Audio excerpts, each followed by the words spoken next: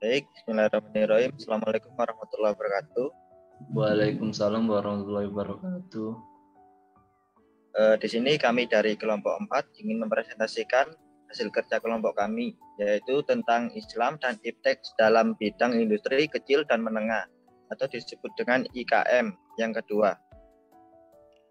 Adapun anggota dari kelompok kami, yang pertama Fajar Nuriski dengan NIM 239, yang kedua Ardiansyah dengan NIM 246, yang ketiga dengan saya sendiri Muhammad Saiful Rijal dengan NIM 255. Yang pertama tentang menyusun program peningkatan di IKM akan dijelaskan oleh Fajar. Kepada Fajar dipersilakan.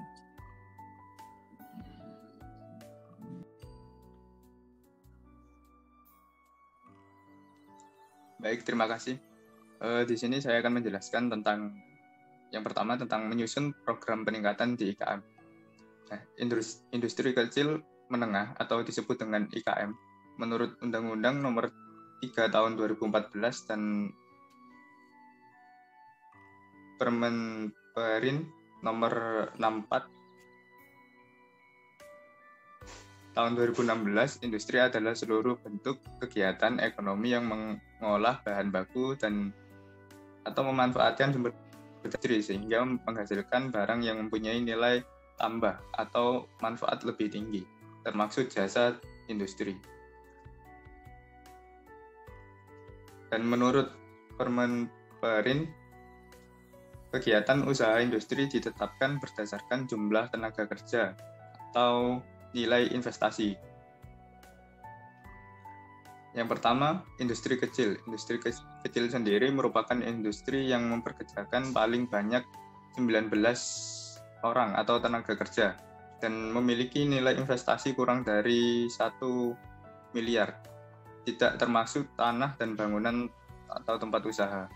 Untuk yang kedua, industri menengah, di mana industri ini yang memenuhi ketentuan sebagai berikut: mempekerjakan paling banyak 19 tenaga kerja dan memiliki nilai investasi paling sedikit 1 miliar, atau mempekerjakan paling sedikit 20 tenaga kerja dan memiliki investasi paling banyak 15 miliar. Untuk yang insar, di mana mempekerjakan paling sedikit 10 orang tenaga kerja dan memiliki investasi lebih dari 15 miliar. Next.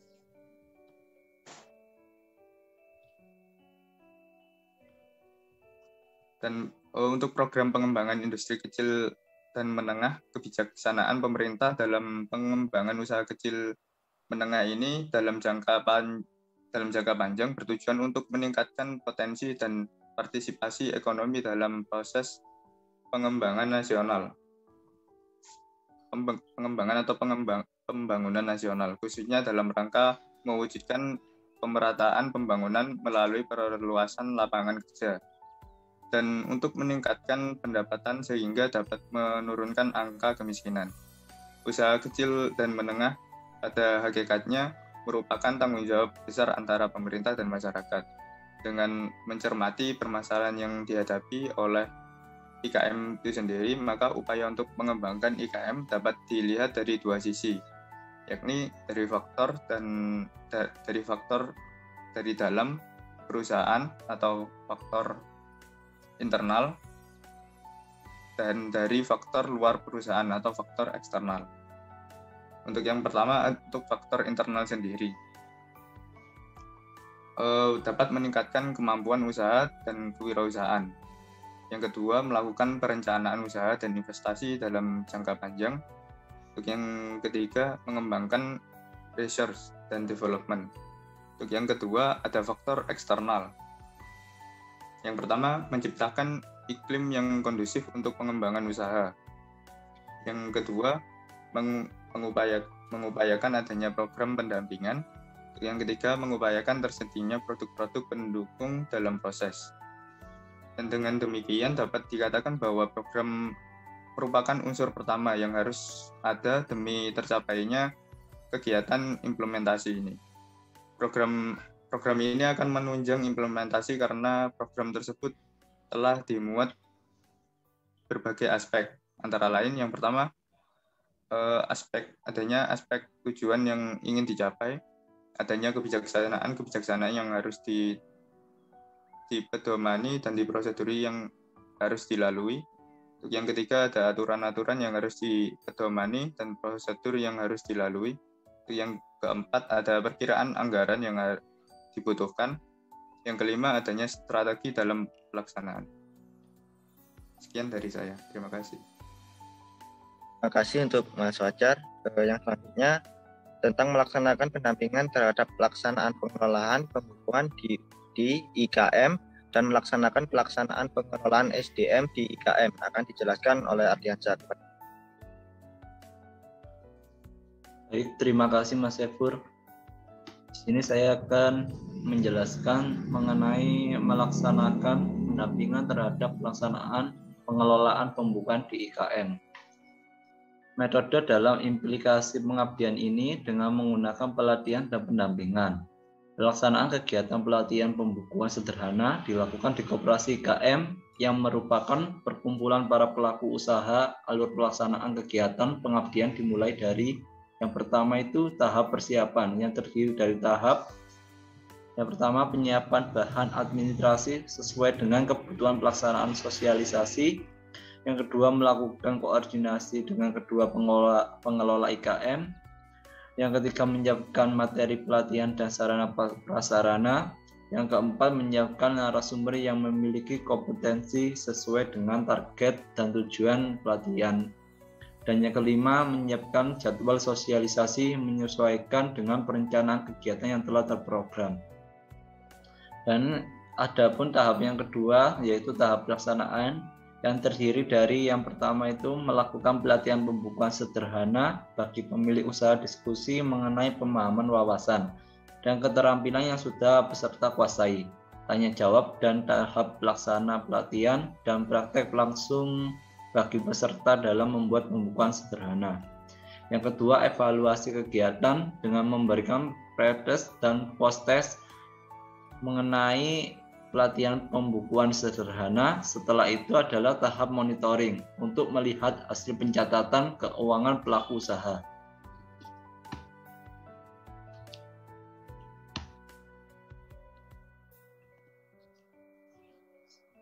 Selanjutnya yaitu melaksanakan pelaksanaan pengelolaan sumber daya manusia di IKM.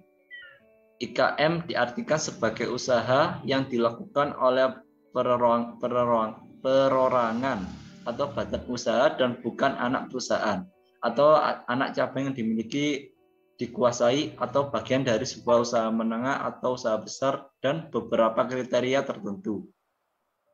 Dilansir dari Kompas, Bappenas menyatakan UMKM memiliki peranan yang cukup besar bagi perekonomian Indonesia, meliputi ada perluasan kesempatan kerja dan penyerapan tenaga kerja, pembentuk produk domestik bruto atau PDB, penyedia jaringan pengaman terutama untuk masyarakat berpendapatan rendah demi menjalankan kegiatan ekonomi produktif.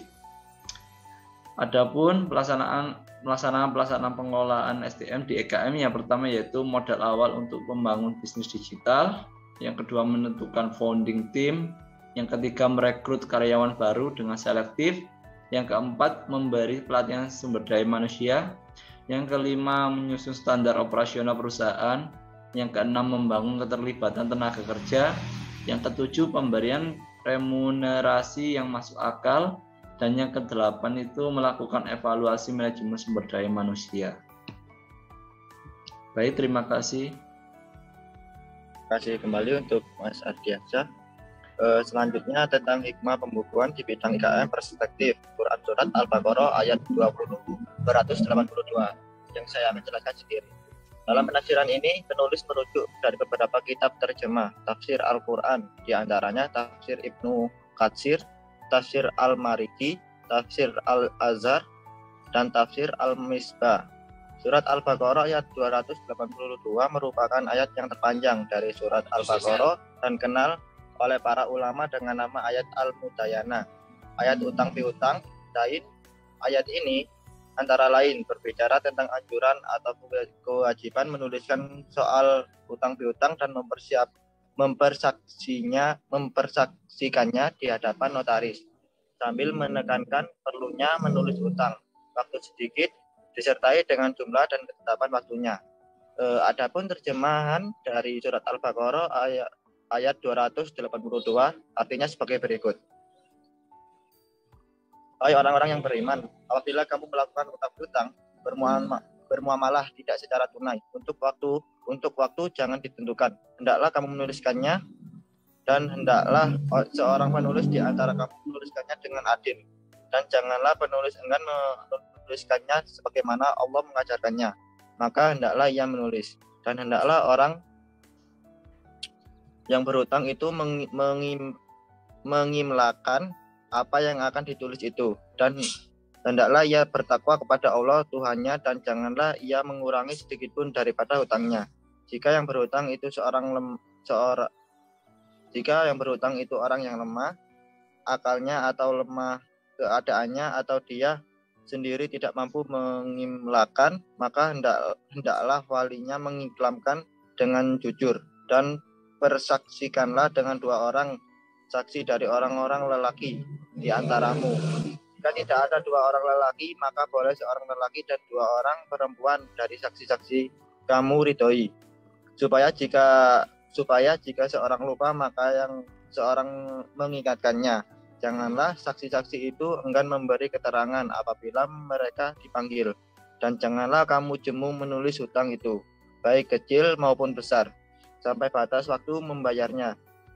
Yang demikian itu lebih adil di sisi Allah dan lebih menguatkan persaksian dan lebih dekat kepada tidak menimbulkan keraguanmu. Tulislah muamalahmu itu, kecuali jika muamalah itu perdagangan tunai yang kamu jalankan di antara kamu, maka tidak ada dosa bagi kamu.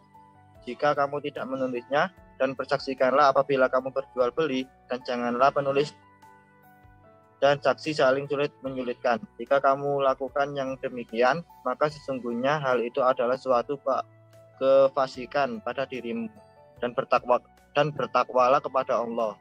Allah mengajarmu dan Allah mengetahui segala sesuatu. Baik, sekian presentasi dari kelompok kami. Bila ada kesalahan kata dan sikap, kami mohon maaf yang sebesar-besarnya. Wabillahi taufiq wal hidayah. Wassalamualaikum warahmatullahi wabarakatuh. Waalaikumsalam warahmatullahi wabarakatuh.